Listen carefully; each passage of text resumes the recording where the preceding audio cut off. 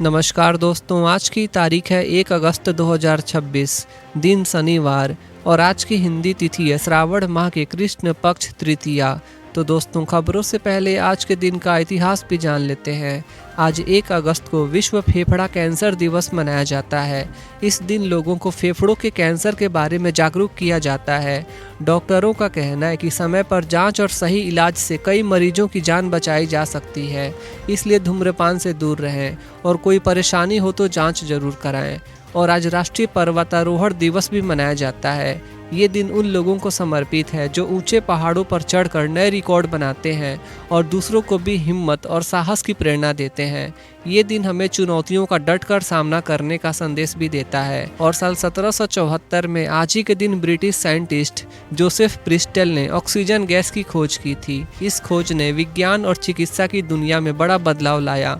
आज ऑक्सीजन अस्पतालों से लेकर उद्योगों तक कई जरूरी कामों में इस्तेमाल होती है और जीवन के लिए सबसे जरूरी गैस मानी जाती है। और साल 1914 में आज ही के दिन जर्मनी ने रूस के खिलाफ युद्ध की घोषणा की थी। इसके बाद धीरे धीरे कई देश इस लड़ाई में शामिल हो गए और प्रथम विश्व युद्ध शुरू हो गया। ये युद्ध करीब 4 साल चला और दुनिया के इतिहास के सबसे बड़े युद्धों में गिना जाता है। और साल 1920 में आज ही के दिन महान स्वतंत्रता सेनानी लोकमान्य बाल गंगाधर तिलक का निधन हुआ था।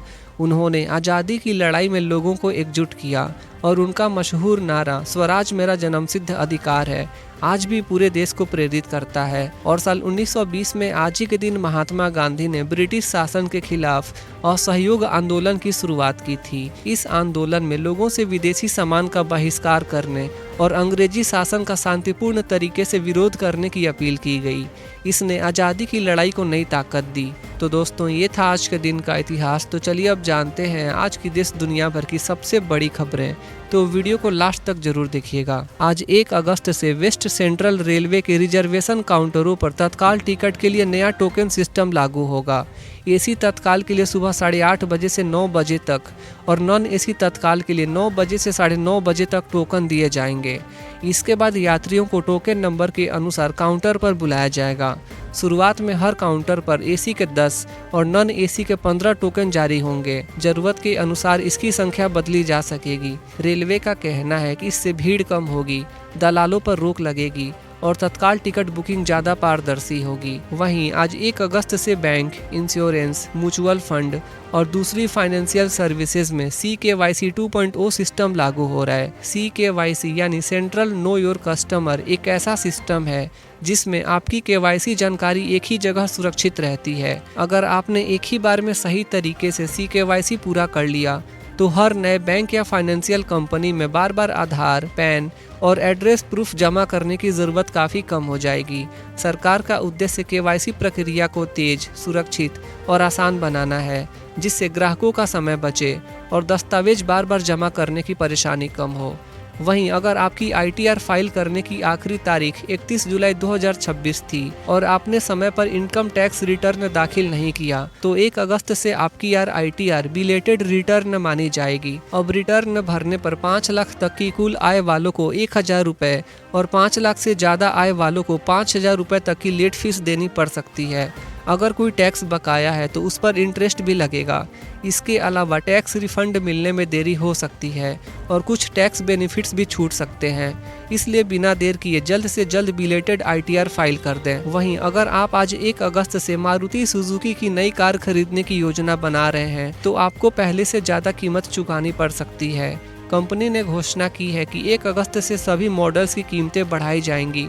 अलग अलग मॉडल के अनुसार कीमत में अधिकतम 30,000 रुपये तक की बढ़ोतरी होगी। कंपनी का कहना है कि स्टील, प्लास्टिक, एल्यूमिनियम और दूसरे कच्चे माल की बढ़ती लागत की वजह से यह फैसला लिया गया है। यानी 1 अगस्त से नई मारुति सुजुकी कार खरीदना पहले के मुकाबले थोड़ा महंगा हो जाएगा। वहीं आज 1 अगस्त से कई बैंकों के क्रेडिट कार्ड और बैंकिंग रूल्स में बदलाव हो सकते हैं।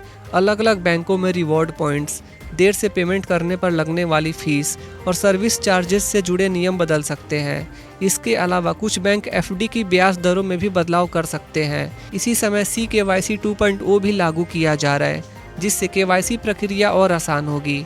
वहीं आरबीआई की मॉनेटरी पॉलिसी कमेटी की बैठक 3 से 5 अगस्त 2026 तक होगी, जिस पर ब्याज दरों को लेकर सभी की नज़र रहेगी। वहीं अगर इस अगस्त महीने में आपका बैंक से जुड़ा कोई ज़रूरी काम है तो पहले छुट्टियों की तारीख जरूर देख लें। इस महीने में अलग अलग राज्यों और शहरों को मिलाकर टोटल 14 दिन बैंक बंद रहेंगे। इनमें 5 रविवार, दूसरा शनिवार 8 अगस्त, चौथा शनिवार 22 अगस्त और अलग अलग राज्यों के त्योहारों की छुट्टियां शामिल हैं। ध्यान रखें कि सभी छुट्टियां पूरे देश में एक साथ लागू नहीं होंगी, इसलिए बैंक जाने से पहले अपने राज्य की आरबीआई हॉलिडे लिस्ट जरूर देख लें। हालांकि एटीएम, यूपीआई, इंटरनेट बैंकिंग और मोबाइल बैंकिंग जैसी डिजिटल सेवाएं सामान्य रूप से चालू रहेंगी। चलिए नेक्स्ट अपडेट देखिए। सरकार ने साफ किया है कि E20 पेट्रोल से गाड़ी की माइलेज अचानक बहुत कम होने का दावा सही नहीं है। पेट्रोलियम मंत्रालय के मुताबिक माइलेज कई बातों पर निर्भर करती है, जैसे driving style, traffic, vehicle maintenance, tyre pressure और एसी का इस्तेमाल करना। सरकार का कहना है कि पुराने E10 वाहनों में भी माइलेज की कमी आमतौर पर करीब 3 से 5% तक ही हो सकती है। वहीं E20 पेट्रोल बेहतर ऑक्टेन रेटिंग, बेहतर इंजन परफॉर्मेंस और स्मूथ ड्राइविंग में भी मदद करता है। अगली खबर देखिए। दिल्ली की मुख्यमंत्री रेखा गुप्ता ने विद्या वाहिनी योजना के तहत सरकारी स्कूलों की 3000 से ज्यादा छात्राओं को साइकिलें वितरित की। मुख्यमंत्री ने कहा कि इस योजना का लक्ष्य सरकारी स्कूलों में क्लास 9 की 1,40,000 से अधिक छात्राओं तक साइकिल पहुंचाना है। सरकार का कहना है कि इससे बेटियों के लिए स्कूल आना जाना आसान होगा, उनकी उपस्थिति बढ़ेगी, पढ़ाई और खेल के बेहतर अवसर मिलेंगे, परिवारों का खर्च कम होगा और छात्राओं का आत्मविश्वास भी मजबूत होगा। नेक्स्ट अपडेट देखिए। लोकसभा ने the registration of births and deaths amendment bill 2026 pass कर दिया है।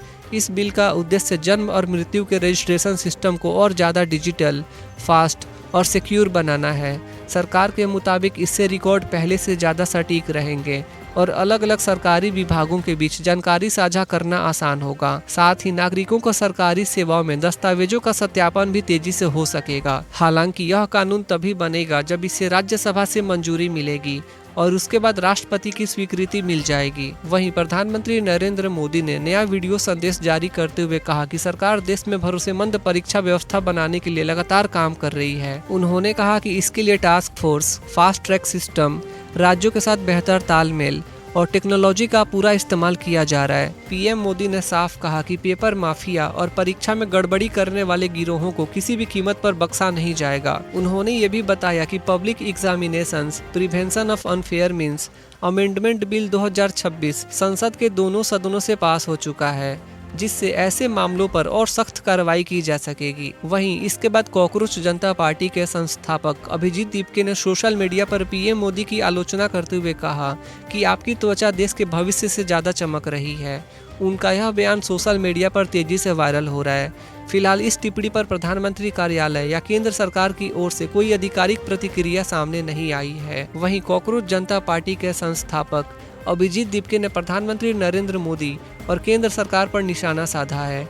उन्होंने कहा कि पहले सरकार हिंदू मुस्लिम जैसे मुद्दों पर ज़्यादा बात करती थी, लेकिन अब शिक्षा और पेपर लीक जैसे मुद्दों पर वीडियो और सोशल मीडिया पोस्ट बना रही है। अभिजीत दीपके ने नए शिक्षा मंत्री प्रहलाद जोशी की नियुक्ति पर भी सवाल उठाए और दावा किया कि इससे छात्रों के बीच गलत संदेश जाएगा। फिलहाल इन बयानों पर केंद्र सरकार की ओर से कोई आधिकारिक प्रतिक्रिया सामने नहीं आई है। वहीं भारत में चर्चा में रही कॉकरोच जनता पार्टी के बाद अब पाकिस्तान में भी कॉकरोच पार्टी पाकिस्तान नाम का एक नया राजनीतिक समूह सामने आया है। रिपोर्ट के मुताबिक इस पार्टी के इंस्टाग्राम पर 1,12,000 से ज़्यादा फॉलोअर्स हैं। पार्टी खुद को युवाओं और आम लोगों की आवाज़ बताती है और भ्रष्टाचार, परिवारवाद जैसे मुद्दों पर बदलाव की बात कर रही है। खबर के अनुसार इसकी शुरुआत सलमान तरार ने की है, जो फिलहाल न्यूयॉर्क में पढ़ाई कर रहे हैं। चलिए नेक्स्ट खबर देखिए। पीएम नरेंद्र मोदी का मॉफ्ड वीडियो और आपत्तिजनक पोस्ट शेयर करने वालों के खिलाफ पुलिस ने कार्रवाई शुरू कर दी है। रिपोर्ट के मुताबिक हैदराबाद, तेलंगाना पुलिस ने इस मामले में फेसबुक, इंस्टाग्राम के कई अकाउंट्स और मेटा इंडिया के हेड के खिलाफ 2 मामले दर्ज किए हैं। पुलिस उन लोगों की भी पहचान कर रही है जिन्होंने सोशल मीडिया पर पीएम मोदी के खिलाफ आपत्तिजनक कंटेंट शेयर किया था।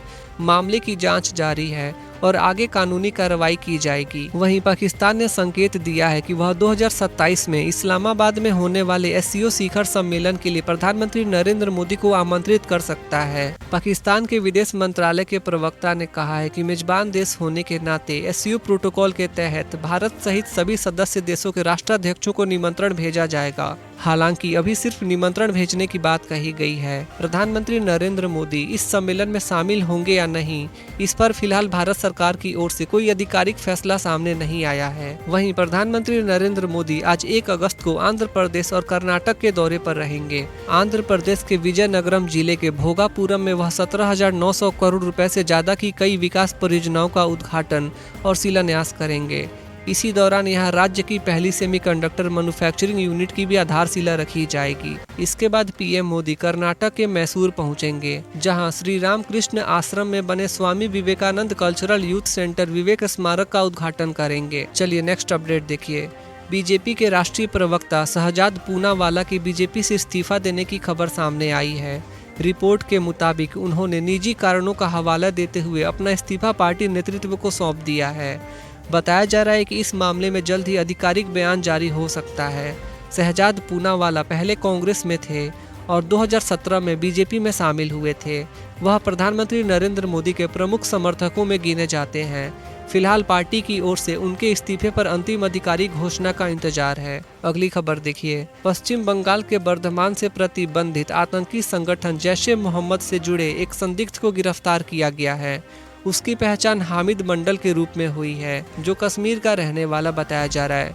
जांच एजेंसियां उससे लगातार पूछताछ कर रही हैं। शुरुआती जानकारी के मुताबिक आरोपी पर पश्चिम बंगाल के मुख्यमंत्री शुभेंदु अधिकारी की हत्या की साजिश रचने का शक है। फिलहाल मामले की जांच जारी है और एजेंसियां पूरे नेटवर्क का पता लगाने में जुटी हुई हैं। अगली खबर देखिए। बीजेपी सांसद कंगना रनौत ने सोशल मीडिया पर हो रही ट्रोलिंग का जवाब दिया है। उन्होंने कहा कि हम अपने बच्चों को जिस तरह की शिक्षा देते हैं वही बातें समाज के सामने भी रखते हैं। कंगना ने कहा कि जिस सोच और मूल्यों की वजह से उन्हें सफलता, सम्मान और पहचान मिली, वही सीख वह दूसरे बच्चों के लिए भी सही मानती है। उन्होंने ये भी कहा कि ऐसा नहीं हो सकता कि हमारे लिए अलग नियम हो और दूसरों के लिए अलग हो। उनके इस बयान पर सोशल मीडिया पर लगातार चर्चा हो रही है। वहीं वंदे मातरम विधेयक को लेकर AIMIM प्रमुख असदुद्दीन ओवैसी ने अपनी प्रतिक्रिया दी है। ओवैसी ने कहा कि वह मुसलमान है और अल्लाह के अलावा किसी की इबादत नहीं कर सकते। उनका कहना है कि अगर वह किसी और की इबादत करेंगे तो यह उनके मजहब के खिलाफ होगा। उन्होंने आरोप लगाया कि वंदे मातरम को अनिवार्य बनाने की कोशिश संविधान में मिले धार्मिक स्वतंत्रता के अधिकार का उल्लंघन है। इस मुद्दे पर राजनीतिक बहस तेज हो गई है। अगली खबर देखिए। असम में बाढ़ पीड़ितों की मदद के लिए अभिनेता कार्तिक आर्यन ने बड़ा कदम उठाया है। उन्होंने मुख्यमंत्री राहत कोष में 1 करोड़ रुपए का दान किया है। असम के मुख्यमंत्री हिमंत बिस्वा शर्मा ने सोशल मीडिया पर इसकी जानकारी देते हुए कार्तिक का धन्यवाद किया। उन्होंने कहा कि इस मदद से बाढ़ प्रभावित लोगों तक राहत पहुंचाने में काफी सहायता मिलेगी। कार्तिक के अलावा सलमान खान, आलिया भट्ट और भूमि पेडनेकर समेत कई दूसरे सेलिब्रिटी भी राहत कार्यों के लिए सहयोग कर चुके हैं। वहीं बिहार के आरा में हुए भरत तिवारी एनकाउंटर मामले में बड़ा अपडेट सामने आया है। एनकाउंटर के दौरान गोली चलाने वाले STF जवान को पुलिस ने गिरफ्तार कर लिया है। ये वही जवान है जिस पर भरत तिवारी की मां ने हत्या का आरोप लगाया था। इस मामले ने बिहार की राजनीति में भी हलचल मचा दी है। विपक्ष के साथ साथ कुछ बीजेपी नेताओं ने भी इनकाउंटर के तरीके पर सवाल उठाए थे। आपको बता दें कि इस घटना से जुड़े कई वीडियो सोशल मीडिया पर वायरल हुए थे और मामले की जांच जारी है। चलिए नेक्स्ट अपडेट देखिए। अमेरिकी सीनेट में ईरान के खिलाफ सैन्य कार्रवाई पर रोक लगाने वाला प्रस्ताव सिर्फ 1 वोट से गिर गया। वोटिंग में 49 सांसदों ने समर्थन और 50 ने विरोध किया, जबकि 1 सांसद वोटिंग में शामिल नहीं हुए। अगर ये प्रस्ताव पास हो जाता तो ईरान पर किसी भी सैन्य कार्रवाई से पहले अमेरिकी राष्ट्रपति को कांग्रेस की मंजूरी लेना जरूरी होता। विपक्षी सांसद चाहते हैं कि युद्ध जैसे बड़े फैसलों पर अंतिम अधिकार संसद का हो। अब इस मुद्दे को दोबारा सीनेट में लाने की कोशिश की जा सकती है। अगली खबर देखिए। श्रीलंका के खिलाफ टेस्ट सीरीज शुरू होने से पहले टीम इंडिया के लिए अच्छी खबर सामने आई है। तेज गेंदबाज जसप्रीत बुमराह ने अपना फिटनेस टेस्ट पास कर लिया है और अब पूरी तरह फिट बताए जा रहे हैं। उन्हें फिटनेस की शर्त पर ही श्रीलंका टेस्ट सीरीज के लिए टीम में चुना गया था। बुमराह इंग्लैंड के खिलाफ टेस्ट सीरीज के दौरान चोटिल हो गए थे, जिसकी वजह से वह आखिरी मुकाबला नहीं खेल पाए थे। अब उनकी वापसी से भारतीय गेंदबाजी को बड़ा मजबूत सहारा मिलेगा। चलिए अगली खबर देखिए। सोना और चांदी खरीदने वालों के लिए नया अपडेट है। आज भारत में 24 कैरेट सोने की कीमत करीब 1,43,550 रुपये प्रति 10 ग्राम दर्ज की गई है। वहीं चांदी का रेट लगभग 2,17,750 रुपये प्रति किलोग्राम है। अंतर्राष्ट्रीय बाजार और घरेलू मांग के असर से सोना चांदी के दाम रोज बदलते रहते हैं। अगर आप निवेश करने या गहने खरीदने की योजना बना रहे हैं तो खरीदारी से पहले अपने शहर का ताजा रेट जरूर जांच लें। तो दोस्तों, आज की खबरें यहीं पे समाप्त होती हैं।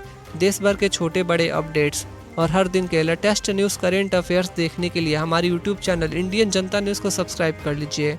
मिलते हैं नेक्स्ट वीडियो में, तब तक के लिए अपना ध्यान रखिए, खुश रहिए। जय हिंद।